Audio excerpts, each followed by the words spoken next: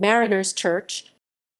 Mariners Church of Detroit is a church with worship services adhering to Anglican liturgical traditions located at 170 East Jefferson Avenue in downtown Detroit, Michigan. It was founded in 1842 as a special mission to the maritime travelers of the Great Lakes and functioned as a parish of the Episcopal Diocese of Michigan until 1992, when the Michigan Court of Appeals ruled it was incorporated as an independent congregation. The church was listed on the National Register of Historic Places in 1971. The church is now part of the REC Diocese of Mid-America within the Anglican Church in North America. The church grounds contain a bronze sculpture of George Washington wearing the apron of a master mason by Donald De Lue. The sculpture is a copy of the wax original created in 1959 and was installed in 1966. History. 19th century. The church was founded as a result of Julia Anderson's bequest of the lot on which her own mansion stood, at the corner of Woodbridge and Woodward Streets. The completion of the Erie Canal increased shipping traffic in the area, and the seamen, Anderson felt, were in need of spiritual support and care. Mariners was established in 1842 and incorporated in the state of Michigan in 1848. The present structure was consecrated the following year.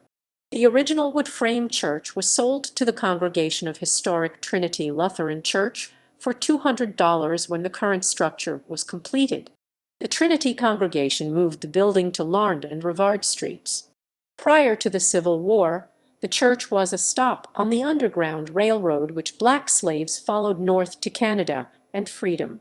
In 1925, the church established Mariners Inn, a shelter that now offers rehabilitation, counseling, and vocational services for homeless substance abusers. 20th century. Affiliation.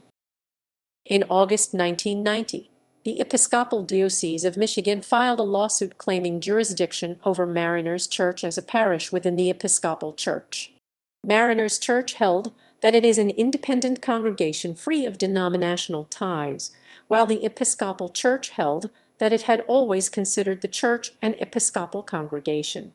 The courts ruled in favor of Mariners Church in the initial case in 1990 and the appeal in 1992. The parish is now a part of the Anglican Church in North America within the Diocese of Mid-America REC. The church uses the 1662 and American 1928 editions of the Book of Common Prayer. For many years from the 1950s through the 1980s, services were broadcast on radio station WWJAM. Architecture. The Mariners Church building is constructed of lat and stone from Wisconsin, in the perpendicular Gothic style of Gothic Revival architecture. It replaced an earlier wood structure on the same site. It measures 49 ft 15 m by 94 ft 29 m. The east and west walls are divided into 3 bays by flat buttresses, and the south wall into 7. The east wall contains a large window with Gothic tracery above the chancel, measuring 15 ft 4.6 m wide by 25 ft 7.6 m high, and is flanked by a smaller window on each side. At each corner of the structure is an octagonal buttress. The buttresses on the east wall were originally capped by small stone spires, and a cross capped the peak of the gable above the chancel window. The west wall contains a 12 ft 3.7 m diameter rose window, above which was a small bell tower. In its original location, the north and west sides of the building abutted other structures and were not visible until the 1955 move. As part of the renovations in the new location, a new bell tower was added, and the north wall, which now fronts Jefferson Avenue, was reconstructed to resemble the south wall and windows added. Interiors. The ground floor, which currently holds church offices and meeting rooms, originally housed commercial tenants to provide income. The first tenants were the post office and bank, and later occupants include a grocery, barber, and laundry. Prior to its relocation, the main entrance to the church was also on the ground floor under the vestibule.